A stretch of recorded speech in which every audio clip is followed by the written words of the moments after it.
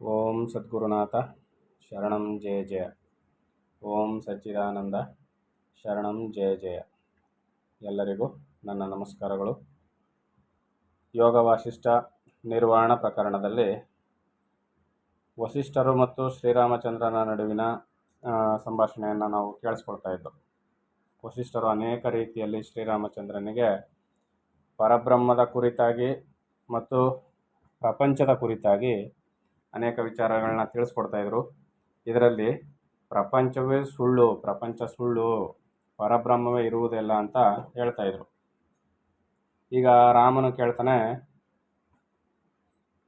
ಸದಾ ಏಕೈಕವಾಗಿ ಏಕಾಂತವಾಗಿ ನಿರ್ಮಲವಾಗಿರುವ ಬ್ರಹ್ಮದಲ್ಲಿ ಸಂವಿತ್ ಭ್ರಮರೂಪವಾಗಿರುವ ಅವಿದ್ಯೆಯು ಬರುವುದೆಂತು?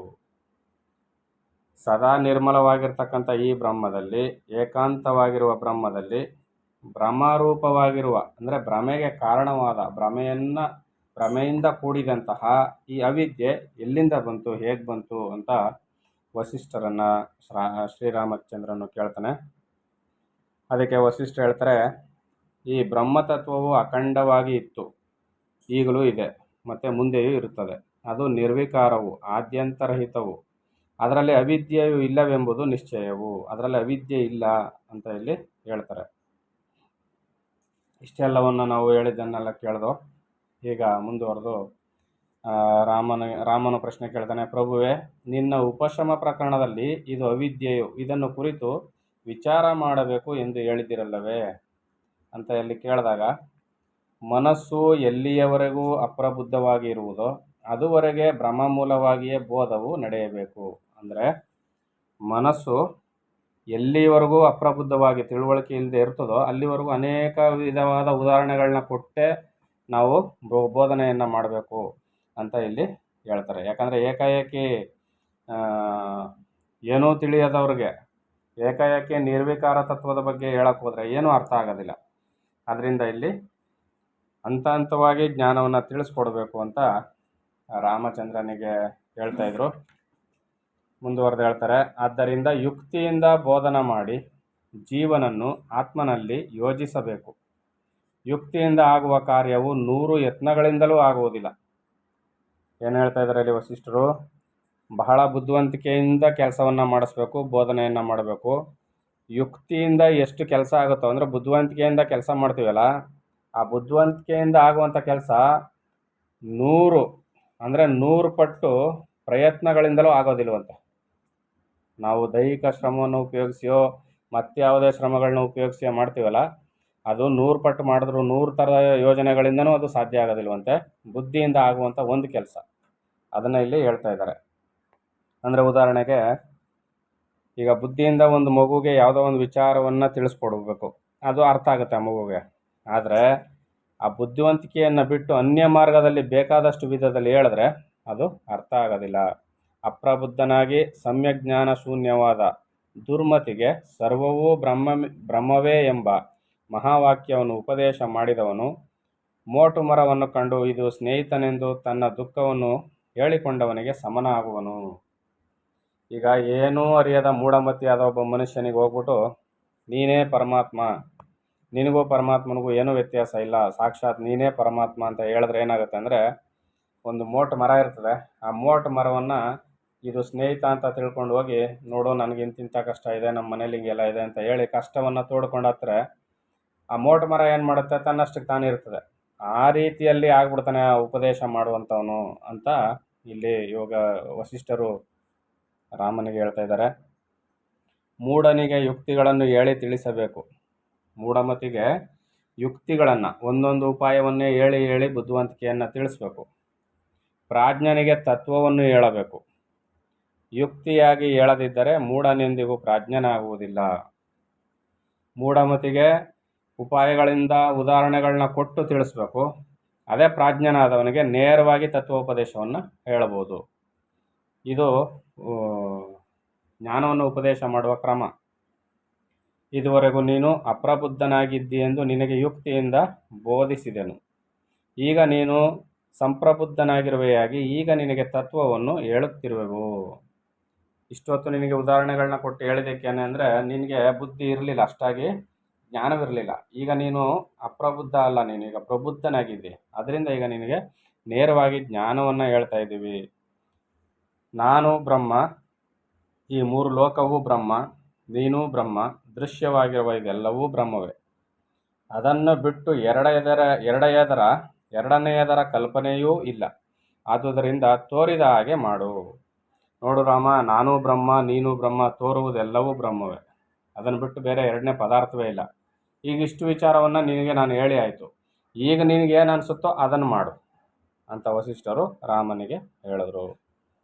ಈ ಜಗತ್ತ ಯವು ಅಸಂವೇದ್ಯ ಮಹಾ ಸಂವಿತ್ತಿನಲ್ಲಿ ಮುಗಿಯುವುದು.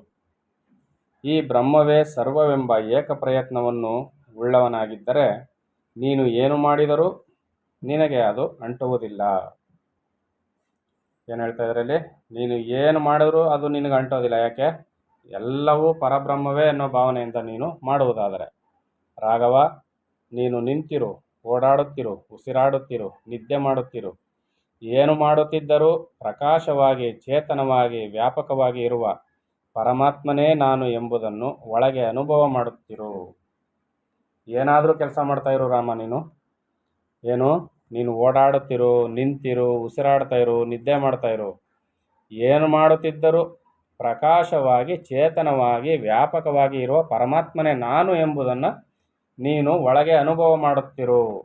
ಸದಾಕಾಲ ನಾನೇ ಪರಮಾತ್ಮನೆಂಬ ಭಾವದಲ್ಲಿ ನೀನಿರುವಂಥ ಸೋಹಂ ಭಾವದಲ್ಲಿ ನೀನಿರಬೇಕು. ಸೋಹಂ ಅಂದರೆ ಏನು? ನಾನೇ ಪರಮಾತ್ಮ, ನಾನೇ ಪರಬ್ರಹ್ಮನೆಂಬ ಭಾವ. ನೀನು ಸದಾಕಾಲ ಆ ಚಿಂತನೆಯಲ್ಲೇ ಇರಬೇಕೇ ಹೊರತು ಮಿಕ್ಕ ಯಾವುದೇ ಕೆಲಸ ಮಾಡ್ತೀರೋ ನೀನು ಅದೇ ಭಾವದಲ್ಲಿರು. ಆದರೆ ನಾನು ಬೇರೆ, ಪರಮಾತ್ಮ ಬೇರೆ, ಜಗತ್ತು ಬೇರೆ ಅಂತ ಭೇದ ಬುದ್ಧಿಯನ್ನು ನೀನು ಕಲ್ಪಿಸ್ಕೋಬೇಡ. ಅದು ಅಜ್ಞಾನವಾಗುತ್ತೆ. ಮಮತಾ ಶೂನ್ಯನಾಗಿ, ಅಹಂಕಾರವಿಲ್ಲದವನಾಗಿ, ಬುದ್ಧಿವಂತನಾಗಿದ್ದೀಯೆ. ನಿನಗೆ ಸರಿಯೆಂದು ತೋರಿದರೆ ಶಾಂತವೂ ಸರ್ವಭೂತ ಸ್ಥಿತವೂ ಆದ ಬ್ರಹ್ಮವು ನೀನೆಂದು ಅನುಭವ ಮಾಡಿಕೋ. ಆ ಬ್ರಹ್ಮವು ಆದಿ ಅಂತ್ಯಗಳಿಲ್ಲದ್ದು, ಎಲ್ಲವನ್ನು ಬೆಳಗುವುದು, ಸತ್ವರೂಪವಾದದ್ದು, ಪರಮಪದವು. ಆ ಬ್ರಹ್ಮವಾಗಲು ನೀನು ಸರ್ವಗನಾಗಿ, ಏಕಾತ್ಮನಾಗಿ, ಶುದ್ಧ ಸಂವಿನಯನಾಗಿ ಇರುವೆ. ಮಡಕೆಗಳು 100 ಇದ್ದರೂ ಅವುಗಳಲ್ಲಿರುವ ಮಣ್ಣು ಒಂದೇ ಆಗಿರುವಂತೆ ಯಾವುದು ಬ್ರಹ್ಮಾತ್ಮವೋ ಅದು ತುರ್ಯವಾಗಲಿ, ವಿದ್ಯೆಯಾಗಲಿ, ಪ್ರಕೃತಿಯಾಗಲಿ ಒಂದೇ, ಅಭಿನ್ನವಾಗಿ ಸದಾ ಏಕಾತ್ಮಕವಾಗಿಯೇ ಇರುವುದು. ಏನು ಹೇಳ್ತಾ ಇದ್ದಾರೆ ಇಲ್ಲಿ? ಮಡಕೆಗಳು 100 ಇದ್ದರು, ಎಷ್ಟು ಮಡಕೆಗಳಿರ್ತವೆ ಮಣ್ಣಿಂದ ಮಾಡಿರೋ ಮಡಕೆಗಳು, ಅವು 100 ಆಕಾರದಲ್ಲಿ 100 ಇದ್ದರೂ ಕೂಡ ಅವೆಲ್ಲದರಲ್ಲಿ ಇರ್ತಕ್ಕಂಥದ್ದು ಮಣ್ಣು ಒಂದೇ. ಯಾವುದು ಬ್ರಹ್ಮಾತ್ಮವೋ ಅದು ತೂರ್ಯವಾಗಲಿ, ವಿದ್ಯೆಯಾಗಲಿ, ಪ್ರಕೃತಿಯಾಗಲಿ ಒಂದೇ, ಅಭಿನ್ನವಾಗಿ ಸದಾ ಏಕಾತ್ಮಕವಾಗಿಯೇ ಇರುವುದು. ಘಟವು ಬೇರೆ, ಮೃನ್ಮಯತೆಯೂ ಬೇರೆ. ಹೇಗಲ್ಲವೋ ಹಾಗೆಯೇ ಮೃನ್ಮಯತೆ ಅಂದರೆ ಮಣ್ಣು, ಘಟ ಅಂದರೆ ಮಡಕೆ ಹೇಗೆ ಬೇರೆ ಬೇರೆ ಅಲ್ಲವೋ, ಆತ್ಮ ಮತ್ತು ಪ್ರಕೃತಿ ಬೇರೆ ಬೇರೆ ಅಲ್ಲ. ಸತ್ತಾದ ಮೃತ್ಯೆ ಘಟವಾಗಿಯೂ ಇರುವಂತೆ ಆತ್ಮವೇ ಪ್ರಕೃತಿಯಾಗಿ ಇರುವುದು. ಮಣ್ಣು ಮಡಕೆಗೆ ಆಧಾರವಾಗಿದೆ, ಪರಮಾತ್ಮ ಪ್ರಕೃತಿಗೆ ಆಧಾರವಾಗಿದೆ. ನೀರಿನಲ್ಲಿರುವ ಸುಳಿಯಂತೆ ವ್ಯಾಪಾರಾತ್ಮಕವಾದ ಆತ್ಮನನ್ನೇ ಪ್ರಕೃತಿ ಎನ್ನುವರು. ಆದ್ದರಿಂದ ಆತ್ಮ ಪ್ರಕೃತಿ ಎರಡೂ ಒಂದೇ. ಬೀಸುವುದು ಗಾಳಿಯೂ ಹೇಗೆ ಹೆಸರಿನಿಂದ ಬೇರೆಯಾದರೂ ಸತ್ತ ಮಾತ್ರದಿಂದ ಒಂದೆಯೋ, ಅಂದರೆ ಏನು ಹೇಳ್ತಾ ಇದ್ದಾರೆ ಇಲ್ಲಿ? ಗಾಳಿ ಬೀಸುವುದು, ಗಾಳಿ ಎನ್ನುವುದು ಒಂದು, ಬೀಸುವುದು ಅದರ ಕ್ರಿಯೆ. ಆದರೆ ಇಲ್ಲಿ ಎರಡಾಗಿ ತೋರ್ತೀಗ. ಆದರೆ ಬೀಸುವುದು ಗಾಳಿಯು ಹೇಗೆ ಹೆಸರಿನಿಂದ ಬೇರೆ ಬೇರೆ ಆಗಿದ್ದರೂ ಸತ್ತ ಮಾತ್ರದಿಂದ ಒಂದೆಯೋ, ಹಾಗೆಯೇ ಆತ್ಮ ಮತ್ತು ಪ್ರಕೃತಿಗಳು ಹೆಸರಿನಿಂದ ಬೇರೆ ಬೇರೆಯಾಗಿ ಹೊರತು ನಿಜವಾಗಿ ಭಿನ್ನ ಸತ್ಯಗಳು ಇಲ್ಲ. ಇವೆರಡು ಬೇರೆ ಬೇರೆ ಎನ್ನುವುದು ಅಜ್ಞಾನದಿಂದ. ಜ್ಞಾನ ದೆಸೆಯಲ್ಲಿ ಆ ಭೇದವು ಲಯವಾಗುವುದು. ಭೇದವು ರಜ್ಜುವಿನಲ್ಲಿ ಸರ್ಪವು ಕಾಣುವಂತೆ ಅಜ್ಞಾನದಿಂದ ಆಗುವ ಕಾರ್ಯವು. ಭೇದ ಏನಿದು? ಹಗ್ಗದಲ್ಲಿ ಹಾವು ಕಾಣುವಂತೆ ಅಜ್ಞಾನದಿಂದ ಭೇದವಾಗಿ ಕಾಣ್ತಾ ಇದೆ ಹೊರತು ಭೇದ ಎನ್ನುವುದೇ ಇಲ್ಲ ರಾಮ ಅಂತ ಹೇಳಿ ರಾಮನಿಗೆ ವಸಿಷ್ಠರು ಹೇಳ್ತಾ ಇದ್ದಾರೆ. ಚಿತ್ ಕ್ಷೇತ್ರದಿಂದ ಬಿದ್ದ ಸಂಕಲ್ಪವೆಂಬ ಬೀಜವು ಮೊಳೆತು ಚಿತ್ತವೆಂಬ ಮೊಳಕೆಯನ್ನು ತೋರುವುದು. ಅದೇ ಮುಂದೆ ಸಂಸಾರವೆಂಬ ವನವಾಗುವುದು. ಸಂಕಲ್ಪದಿಂದಲೇ ಈ ಬೀಜ ಮೊಳೆತು ಕೊನೆಗೆ ಸಂಸಾರ ವೃಕ್ಷವಾಗಿ ತೋರಿಸ್ತದೆ. ಈ ಮೊಳಕೆಯನ್ನು ಆತ್ಮವಿಜ್ಞಾನವೆಂಬ ಬೆಂಕಿಯಿಂದ ಸುಟ್ಟರೆ ಅದಕ್ಕೆ ಸದ್ವಾಸನ ಎಂಬ ಜಲವನ್ನು ಎಷ್ಟು ಒಯ್ದರೂ ಅದು ಮತ್ತೆ ಮೊಳೆಯಲಾರದು. ಆತ್ಮಜ್ಞಾನವೆಂಬ ಬೆಂಕಿಯಿಂದ ಸುಟ್ಟುಬಿಟ್ರೆ ಈ ಬೀಜವನ್ನು, ಸಂಕಲ್ಪವೆಂಬ ಬೀಜವನ್ನು, ಅದಾದಮೇಲೆ ನೀವು ಎಷ್ಟು ಸಂಕಲ್ಪವನ್ನು ಮಾಡಿದರೂ ಕೂಡ ಸಂಕಲ್ಪ ಬೆಳೆಯೋದೇ ಇಲ್ಲ. ಉರಿದ ಬೀಜವನ್ನು ಬಿತ್ತಿದ್ರೆ ಅದು ಹೇಗೆ ಚಿಗುರೋದಿಲ್ವೋ ಆ ರೀತಿಯಲ್ಲಿ ಆತ್ಮಜ್ಞಾನದಿಂದ ಇದನ್ನು ಸುಡಬೇಕು. ಆದ್ದರಿಂದ ಚಿತ್ತೆಂಬ ಕ್ಷೇತ್ರದಲ್ಲಿ ಸಂಕಲ್ಪವೆಂಬ ಬೀಜವು ಬೀಳದೇ ಇದ್ದರೆ ಸುಖ ದುಃಖಗಳೆಂಬ ಫಲಗಳನ್ನು ಕೊಡುವ ಮರಗಳ ಕಾರಣವಾದ ಚಿತ್ತದ ಅಂಕುರವೇ ಹುಟ್ಟುವುದಿಲ್ಲ ಅಂತ ಇಲ್ಲಿ ಹೇಳ್ತಾ ಇದ್ದಾರೆ. ಜಗತ್ತು ಬೇರೆಯೊಂದುಂಟು ಎಂಬ ದ್ವೈತವು ಅಜ್ಞಾನದಿಂದ ಹುಟ್ಟಿದುದು. ಆದರೂ ಅದು ಅಸತ್ಯ. ಆ ಅದ್ವೈತ ಭ್ರಾಂತಿ ರೂಪವಾದ ಅಜ್ಞಾನವನ್ನು ಬಿಡು. ಈಗ ನೀನು ಜ್ಞಾನವಂತನಾಗಿದ್ದೀಯ. ಆತ್ಮನು ಏಕನು ಅದ್ವಿತೀಯನು ಎಂಬ ಭಾವವನ್ನು ಬೆಳೆಸಿಕೊಂಡು ಅಭಯಾತ್ಮನಾಗು. ದುಃಖವಿಲ್ಲದೆ ಇಲ್ಲ ಎಂಬುದೇ ನಮ್ಮ ಉಪದೇಶದ ಪಾರಮಾರ್ಥವು ಮತ್ತು ಅದರ ಸಾರವು ಅಂತ ವಸಿಷ್ಠರು ಶ್ರೀರಾಮನಿಗೆ ಉಪದೇಶವನ್ನು ಮಾಡಿದರು. ಇಷ್ಟೆಲ್ಲವನ್ನು ಕೇಳಿಸಿಕೊಂಡಂಥ ಶ್ರೀರಾಮನು ಗುರುಗಳಿಗೆ ಮತ್ತೊಂದು ಪ್ರಶ್ನೆಯನ್ನು ಕೇಳ್ತಾನೆ. ಆ ಪ್ರಶ್ನೆ ಏನು, ಅದಕ್ಕೆ ಉತ್ತರ ಏನು ಅಂತ ಮುಂದಿನ ಆಡಿಯೋದಲ್ಲಿ ನೋಡೋಣ. ಎಲ್ಲರಿಗೂ ಒಳ್ಳೆಯದಾಗಲಿ. ಓಂ ಸದ್ಗುರುನಾಥ ಶರಣಂ ಜಯ ಜಯ. ಓಂ ಸಚ್ಚಿದಾನಂದ ಶರಣಂ ಜಯ ಜಯ. ಹರಿ ಓಂ ತತ್ಸತ್. ಹರಿ ಓಂ ತತ್ಸತ್. ಹರಿ ಓಂ ತತ್ಸತ್.